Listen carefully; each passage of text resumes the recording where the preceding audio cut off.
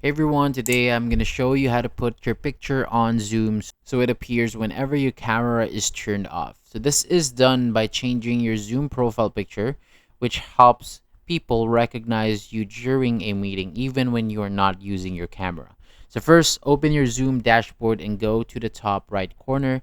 Click your profile icon, then select profile and choose my profile. And then Zoom will open your profile settings in your web browser where you can update your account picture. And once the profile page opens, click your current profile icon, then select change. So from here, you can either upload a picture from your device or take a new photo using your camera.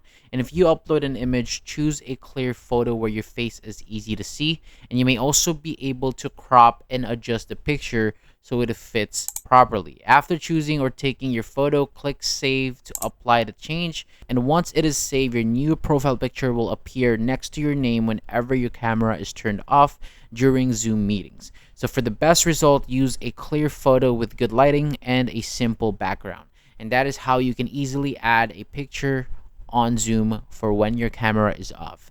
Thank you so much for watching. For more videos like this, hit the subscribe button below and I'll see you on the next video.